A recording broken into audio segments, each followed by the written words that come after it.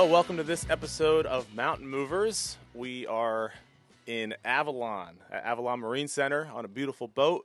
And we're just excited to have Joe Cunningham with us. And I'll have Brett tell you a little bit about who he is. But we just thought it'd be kind of neat to be on site in a different setting. So tell us a little bit about how you know Joe.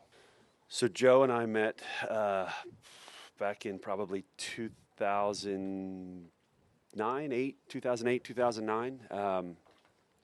We both kind of grew up either coming to or living in Sea Isle City in the summer times. And we had an opportunity to fish together. The first time that Joe was invited, I think, to fish with us, he was getting married instead and did not participate in the shark tournament that we won in 2010. But yeah, we've known each other for over a decade now and become good friends, and families are very well connected and friendly as well. So it's got a good story. We're looking forward to the conversation today. So up to this point, we've had several guests and of all different kinds. We have a serial entrepreneur, right? Was our first guest who started multiple companies, and we had Carl on, who was one of the founders of WKW, and our last episode we had a guy, John Heilman, who flies back and forth 2 or 3 times a year, and is just very selfless with his time and gives to those children over there. And today we have a mountain mover in multiple facets, I'd say, right? And so I'm looking forward to hearing just a little bit about Joe's story and sharing that with our listeners. So I'll toss it up to you, Brett. How do you want to? Sure. So, Joe, do you just want to give a little bit of information, a little bit of background on yourself, where you grew up, what you did in school, sports, athletics, activities, and ultimately, kind of where it led you as far as your profession today? Yeah, so I grew up in Audubon, New Jersey, Camden County. Played sports, summered in Sea Isle every summer growing up, and worked on boats starting around the age 11 or 12. I wrestled, played football, BC student, you know what I mean? Didn't give it my best, but it wasn't really my thing, the academics. So like I said, my main goal was to spend as much time in Sea Isle and on boats as I could. So I grew up 4 brothers, big family, 7 of us spent the summers in a 2-bedroom cottage in Sea Isle, and 2 bunk beds in one room, people sleeping on couches, floors, and I wouldn't trade that for anything. And ultimately that led you to a full-time a decision to live down in this area in South Jersey full-time. Yeah, so when I graduated high school, the night I graduated, I got in my car and I drove to the shore. I had a job lined up at the time doing foundation pilings, pretty much as a laborer, and I had a house lined up to rent, and I started working right away. At the time, my girlfriend was a local to the shore. She was pregnant, and there was some opportunity for furthering my education, but I made the decision to not go to the military, not going to further my education, and come down here and start working to try to take care of my daughter. So, who is now in the same situation you were in 18 years ago, where she has graduated high school. She's graduated high school and trying to figure out what doing. she wants to do. Yeah. Yep. Awesome. Yep. So, she's a great kid. Yeah, absolutely. So, and ultimately, the foundational or the foundation that you were pouring led into the construction industry as a whole, correct? You went to work for Joey Frieda? Initially I went to work for Walters Brothers Marine Construction. I was on the foundation piling crew. It wasn't something that I really wanted to do, but I just needed a job. They told me they would give me medical benefits after X amount of time. I really had no idea. Kind of sort of like today, I don't know what I'm going to do when I grow up, So it was, to be honest with you, it was just a job. So I worked for them for 6 months. Naturally, I went back to fishing for a little bit. I went and worked on I think it was the Marianne or the Lori Marie for a couple trips, which a trip is 10 days. Went and worked on the Lori Marie that fall, long line and sword fishing, catching big eye tunas and stuff like that. And I just kind of bounced around with jobs, At what point did you feel like? Did you ever feel like you had to make a decision where life was either going to take you down the road of construction or down the road of fishing? Did you ever get to that crossroad where you kind of had to make a decision? So to be totally honest, I probably would have stayed with fishing, but things didn't work out with my daughter's mother and myself, and I had a cut and dry parenting schedule. So if I wanted to be out longlining, I couldn't be here to get my daughter on my designated days. Gotcha.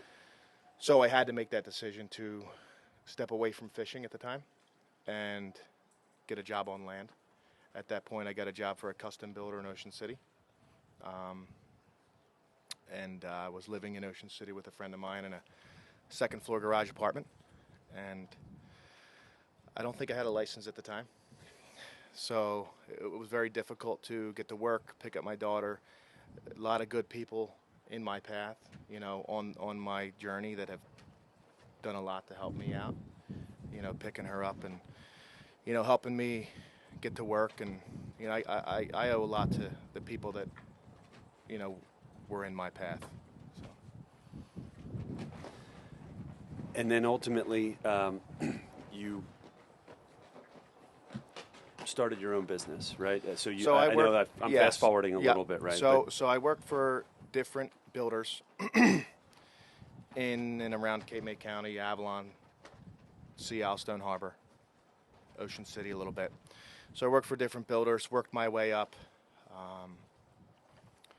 At the end, I was working for a local builder in Seattle, running a few crews, mostly exterior siding, roofing, decks, PVC trim work, railings, decking, just overseeing, ordering all the materials, overseeing the subcontractors, making sure they had the materials they needed.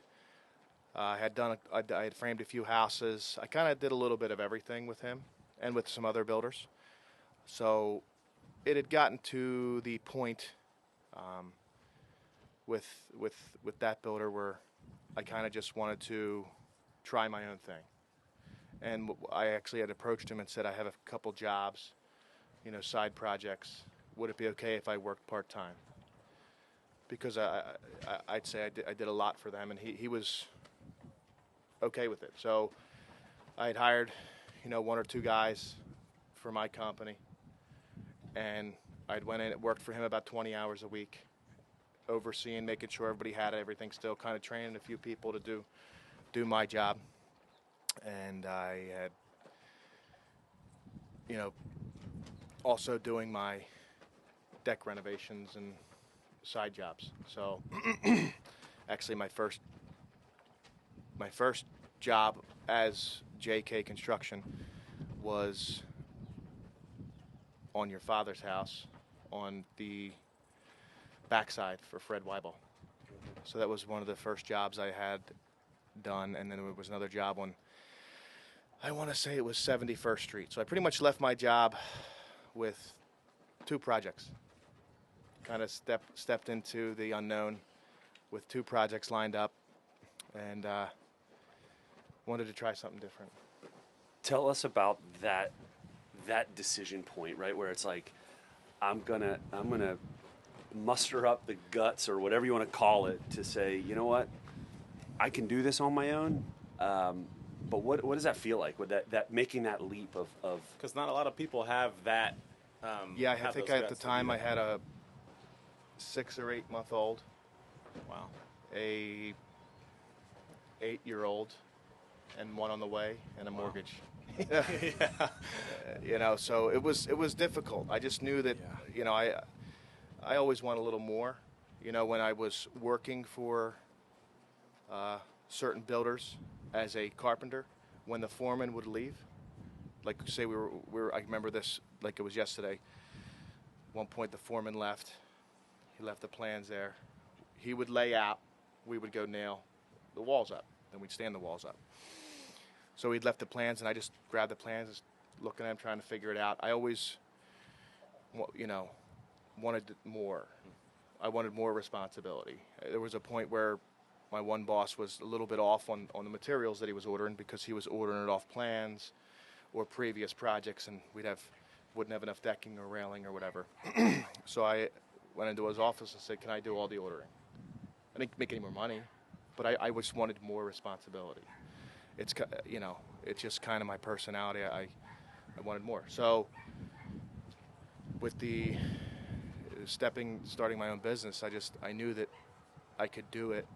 I knew I could have success if I could just get the projects. That's the hardest part is at that time was getting people to trust me. Like, well, it was always, well, what have you done? So show us some of your previous projects. How many houses have you built? And it's like, well, I built thousands of houses for other people, Right. but for, you know, when I worked for other people, but as far as with my name behind it, it takes a little bit of convincing. And how did that go? Like, was it mostly word of mouth?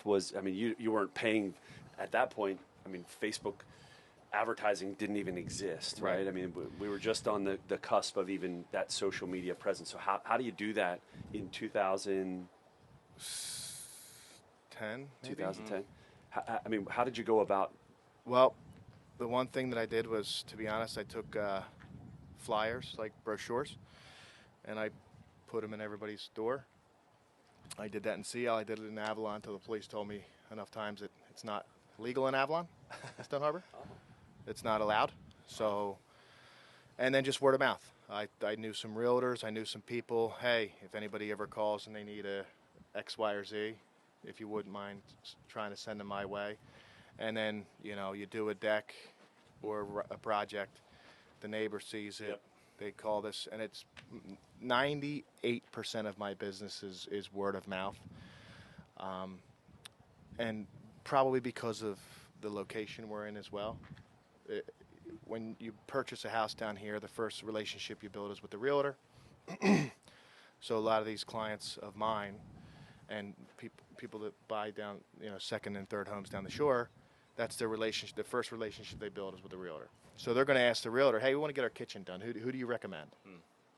So where it's a little bit different, we'll say in you know, more densely populated areas, like, you know, other parts of southern New Jersey or Philadelphia or the suburbs of Philadelphia, where a lot of it is online marketing and stuff like that, it just doesn't seem to stick down here as well. Obviously, some social media, a little bit we do some social media, not as much as we should, Facebook, Instagram.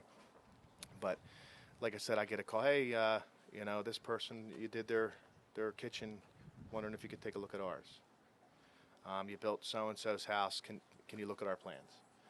So that's how my business has, I would say, grown. I've developed a lot of relationships in the construction industry with other subs, other builders, other developers, architects, engineers, construction office personnel. So speaking of subs, what is? I'm putting words in your mouth and I shouldn't, but I'm curious. What is your biggest challenge? Is it subcontractors in the construction industry that you're in? What is the biggest challenge you face as far as, is it meeting clients' expectations, your vision versus their vision? What would it be? Personally, for me, the biggest challenge is are some subs, professionals, because I'm not the 30 or 40 home a year builder. So I build about 2 to 3 homes a year, 6 renovations, handful of decks, and then some odds and ends. So I'm not reaching out to the engineer, the architect. You know, he's not doing 30 homes for me. So when I call, I kind of get put on the back of the list because obviously, and rightfully so, I understand. I'm not upset about it. I get it. But, you know, they're not making, you know, $500,000 a year off me. Right. So I kind of am not Just number not one on the sitting list. high, not sitting high. Right, on their which I'm okay with. Like I said, I understand. Right. So what I have to do is stay in front of it, and I can't call and be like, hey, I need these plans in a week. I got to call a month in advance, month and a half in advance, and explain what, you know, so I can get on the list and get some things done. Same thing with, you know, engineers. I need pilings laid out, this, that, the other thing. A lot of times it's you know, I get we'll get you done when we can get you done. Right. Which, like I said, I understand. And the second hardest thing is employees. But by far, I've had my company's been a revolving door. I have yet to lay somebody off. I think I've fired one guy since I've been in business, and honestly, I've probably had 150 guys work for me. Summer times, like this time of year, we have a little lull. I make sure I find something for my guys to do, whether it's painting my bathroom, raking, like something for them to do, so they can come in, get their hours, get paid. I'm not making anything, but I know that they have families, they have kids, wives, they have mortgages, bills, car payments. So a lot of companies, they're slow that day, they lay the guys off. They're done, see ya. It's because I usually get a lot of calls around that time, you know, early to midsummer, with guys calling me that have worked for me in the past. Hey, you got any work, Poppy? You know what I mean? So, you know, I took a little bit from each builder I worked for. So I worked, like I said, for different builders. I've worked for, you know, the builder that has one project manager per each project. That project manager is a foreman. That foreman has 2 carpenters. And then I've worked for the builder where, you know, they don't have any of that. I've worked for the builder that takes care of his guys. Regular bonuses, is always looking out for his guys. Never lays them off, never fires them unless obviously something tragic. So what I did is, with my business, I took a little bit from each guy, like what I think is the good parts, with each guy that I've worked for, and tried to implement them in my company. You know, so. And that's nothing you learn in a textbook. No. Most of the things in the construction industry I've learned have been hands-on. And then I'll be honest with you, the hardest part about going into business was there is no textbook to say, hey, you need workers' comp, liability, all these things that I didn't know when I went into business. You know, when I first started making, we'll say, real money, the taxes, I'm like, whoa, I'm talking to my account, like this is, oh, well, then you have to get an accountant too. Right. You know what I mean? Which is a whole nother thing. And then there's no, this is how you do it. This is how you start your business. I called a lot of other contractors, small contractors, big contractors, and asked a lot of questions. Because I went from a carpenter to a business owner kind of overnight, and had to kind of figure that out. And you have to kind of transition yourself, because I've seen a lot of companies fail that they just want, you just want to be a carpenter. I just want to go to the job site, work my 8 hours, and go home. But if I did that, everything else falls to the wayside, and things don't work out too well. And then on the other hand, guys that want to just start a business and not really do anything, and not go to the job sites anymore and oversee, and you see that doesn't work out too well sometimes either. I don't want to be a big wheel with no spokes. Right. So. John, are we good on audio? I think so. Okay. I mean, we'll There's some background noise we're expecting. We'll know in post when we go to edit it, but yeah.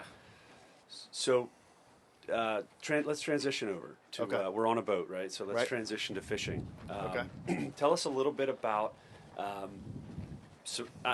something that you learned. A couple things you learned while working on commercial boats, and then if you would just tell the listeners a little bit about your, starting of a different. So we'll start from the business. beginning, real quick. My mother took us fishing often. My dad was usually home working. My mom took us fishing. We went on a boat in Sea Isle called the Ursula. We got back from fishing, and there was 4 of us. My youngest brother was probably, he was young. So she said, all right, boys, clean the boat. At the time, I was 10 or 11, and that's what we did. You listened to Peg. Right. You know what I mean? Yes. So we cleaned the boat, and when I was done, the mate, his name was Al, he said, hey, you want to come back tomorrow and clean the boat? Okay. So this was in the fall. I came back on a Sunday, helped him clean the boat. The following summer, I want to say I was 11 or 12, I don't exactly remember, but I can remember I went to that boat, I rode my bike down there every day, got paid $15 to clean the boat. He would be cutting fish, I would clean the boat. About midway through that summer, he had called my mom, he knew my mom. He said, hey, Peg, you mind if I start taking Joe? I think Joe's ready to go out, right? So it started with some inshore trips, bottom fishing. And by the end of the summer, he asked her if he could take me offshore. He was the mate. The mate was Al. Johnny was the captain. So I was going as like a second mate or a deckhand. And I think 12. Yeah. And the first, I was a like your son, I was a big 12-year-old. Yeah. You wouldn't know. So I think my first experience in the canyon, if I can remember correctly, it was probably about a 250-pound blue marlin, 3 white marlin, a dozen tuna, and a trash can full of mahi. And I was like, I'm done. This is it. Right. Like this is it. So I worked on that boat every summer till I was about 15. Al had ended up leaving, started his own charter business. The new mate that came on, I was still a little bit young because I couldn't be there in the fall and the spring, so he had to find a full-time mate to work from April to December, and he didn't really want to split, any money, and didn't. So I left and went to a head boat, Starfish, that a lot of us know, and worked on there. It was 4-hour fishing, bottom fishing, a little bit different than what I had fallen in love with. The money was a little bit better. I did some party cruises, night fishing. I was there nonstop on that boat. There was nights where I did, spend the night on the boat. 3 trips in a row. Spent the night up top, in the wheelhouse, and had a lot of good times. Made a lot of money, and same thing. Met a lot of people. I think it was the first time I ever went commercial longline, was my senior year. I missed the first week of my senior year, my senior summer. I missed the first week of school. Went longline, and then it was a whole nother level. Swordfish, big eyes, tunas, like it was kind of incredible. And didn't really want to go back to school, to be honest with you. Right. Did you have a choice? Peg Nah, stepped in? Yeah, there was no choice there. So I went and finished out my senior year, and then we touched on earlier about, got out of high school, girlfriend was pregnant, started working construction on land, did a little more dabbling in some long lining, but it didn't work out. I think I still worked nights, booze cruises and stuff on the Starfish for a couple summers, just to stay involved. And then I don't want to say I got away from fishing, but as far as a job, I got away from fishing for a little bit, trying to raise a family, still fished for fun. Met you guys and your dad. We did some fun fishing. Eventually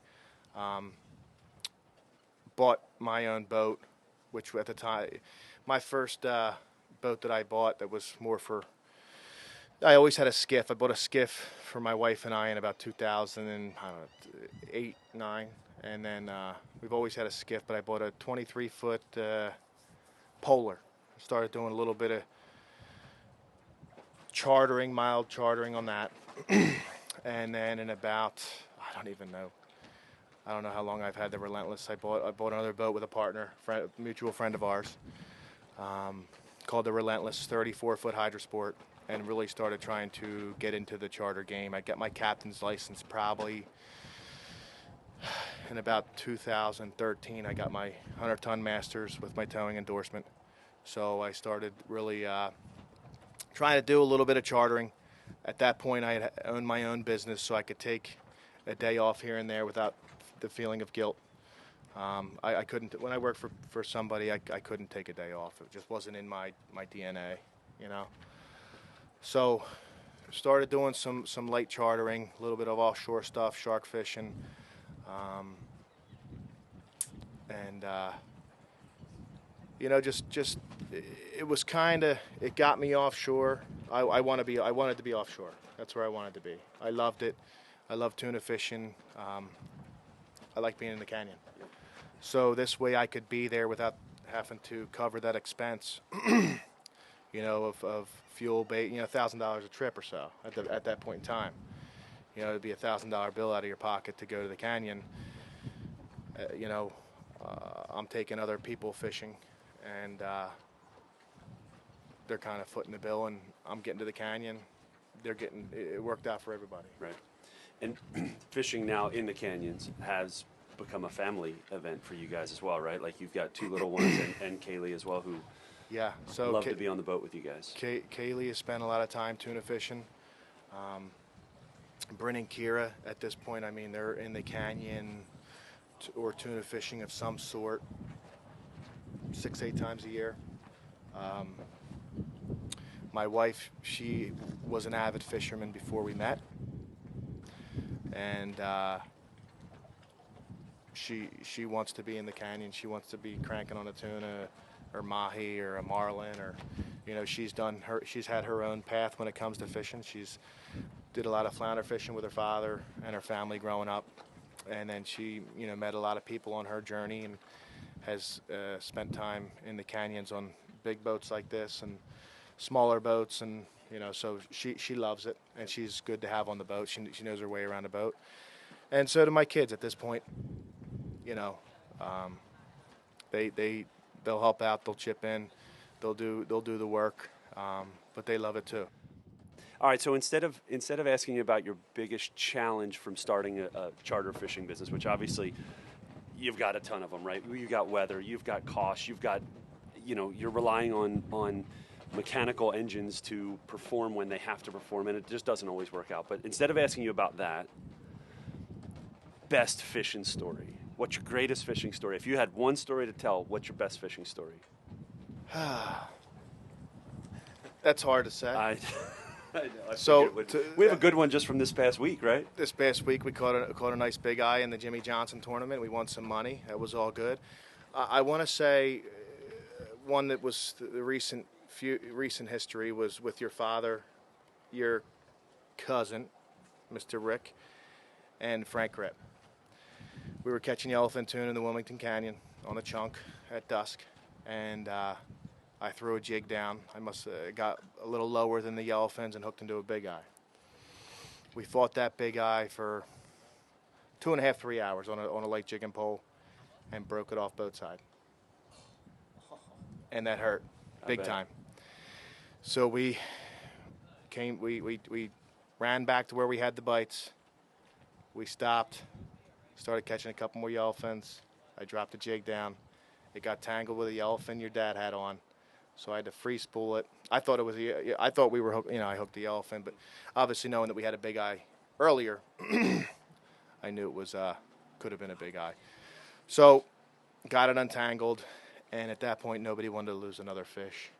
So we had the drag set pretty light, and we fought that fish for like 10 hours. Get out of here. Till sun up the next day. I mean, it was probably mid-morning.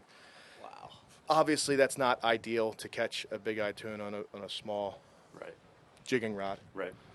But we did it. You don't always have the Right. choice of what you're going to catch when you... I mean, there was not one point in that night where I was, like, tired.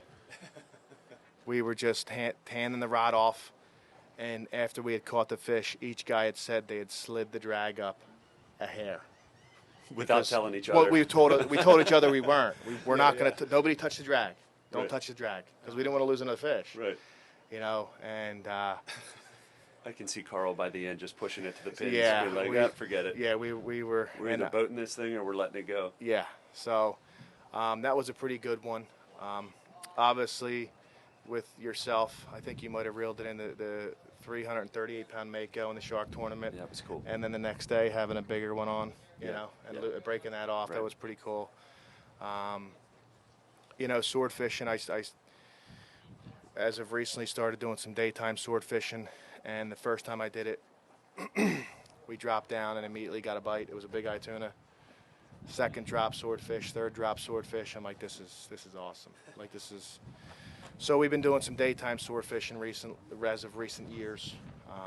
Which is not common, right? Like for the listeners, most guys sword fish at night. Is that correct? Correct. So down in South Florida, the Stanzics started daytime sword fishing, and the past 10 years it started turning into a fishery up here in the Northeast, and a few guys around here that are very, very good at it. Same thing. I called them up. Hey, what do I got to do here to get it? You know, to get involved. And I watched videos, seminars, asked a lot of questions. That's the thing is I always want to remain teachable, especially in this industry. Right. You know. But now you're There's a- becoming a teacher, right? Like Right. now we have young people on the boat, Right. So trying to take that whole student mentality and now turning yourself into the professor and saying, "Hey, this is how you do it." Right. Right. It's kind of cool to watch it come full circle. Right, yeah. I mean, it's funny because what the one captain I worked for a long time, he said, what took me 20 years to figure out, I can teach you in 10 minutes. You know, fishing and you're trolling, there are certain, like, a lot of them guys, it was trial and error, trying to figure out, we're marking these fish, we can't get them to bite. We're trying X, Y, and Z, different leaders, different. And then when they finally figured out, they could tell me how they did it in 10 minutes. Hey, you're going to want to do the X, Y, and Z, you know. But it took them 20 years to figure out. Right. So it's pretty cool. Right. Cool stuff. Awesome. So, You have any weather over the years you've had to deal with? this year, we were out sea bass fishing. My wife and kids and some other pretty salty guys. And on our way in, there was a storm, so I pulled the throttles back. I pulled the radar up, tried to figure out. I actually turned around and started heading back offshore to try to come up with a game plan. And it was those straight line storms where it's just wind, hail, lightning, thunder, and kind of sat there for a few minutes. And the one guy I work with, he works on, big container ships in the Gulf of Mexico, and his father, he's been on boats his whole life, and we're kind of just like, it went from about New York City down to Ocean City, Maryland. So in order for me to go around it, it was kind of not a thing. Yeah. So my wife and I made sure my kids' life jackets were buckled up, and I said, we got to go through it. You know what I mean? It's the only thing we can do. And there was lightning on the left of us, lightning on the right of us, and pouring down rain, hail, and wind. We just, had to. Yeah. So those thunderstorms can get sketchy, for sure. And you weren't on this boat. No, right? I So was on a you're open. center console. There's We were open. There's nothing to hide except for some plastic glass, right? Yep. Yeah. So, and then being on long lining, where you're out there and a lot. Anything. The boat goes up, comes down, the wind, the waves crash over the whole boat, and you're 80 miles out there, and those boats cruise about 8 knots. So there's no running You're not from coming anything. Nah, it's not like let's hurry up and get in real quick before the storm. It's not a thing. So, but. Well, appreciate you telling some stories, sharing your life with us, and just your growth as a business owner, as a fisherman, as a person, as a dad, husband. So we'll end our podcast similar to how we end most of them, but we'll change it up, seeing that we're on a boat. If you could take someone out fishing, who would you want to take out? Anybody. Just one? Dead or alive? Well, you can take one or two. I How about guess. a crew? Well, yeah. I mean, Yeah, sure. Put a should crew we- together. Put a crew. Yeah, go ahead. Put a crew together. Okay. So if I had a 6-person crew that I could take out fishing, probably be, 7-person. My wife and my kids, Yeah. Trent Barta, Jose Wahibe, and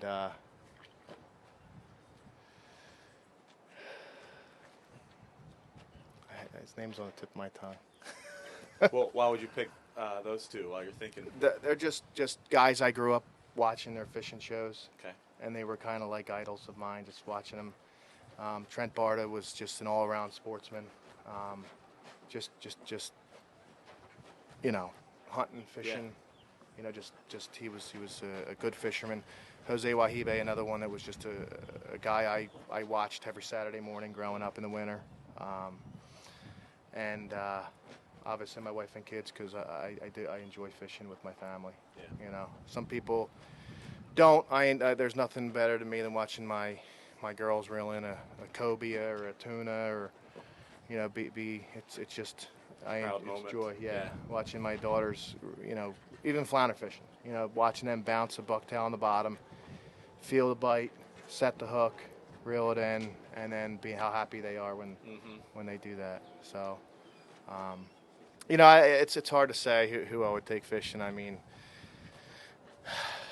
like I said, obviously my family first and foremost, and then some people that I could maybe pick up some tips and tricks from. So I know we were talking about Ernest Hemingway. Yeah, yes. he'd be a good storyteller to take out. So on the he boat, would be right? another good one. I'd like to hear some of his stories. Obviously he's a great author. Yep. But he's just kind of just fished and hunted and Lived his life. Yeah. Kind of like, Sort of with no regard, I don't think, right? Like just kind of. Yeah, just did it. Yeah. Yep. So that's we visited some places where he lived. My wife is she's an English teacher, and that's her favorite, or one of her favorite authors. She's, loves the guy, and so I know a little bit about him from her. Yeah. But that's probably would be my crew. Cool. Awesome. Well, that concludes this episode. Our next episode, we believe we will be at a trade show. So we look forward to bringing you, again, a different setting, and continue to bring people with interesting stories that we consider mountain movers, and letting them share and getting the word out and things that they've learned.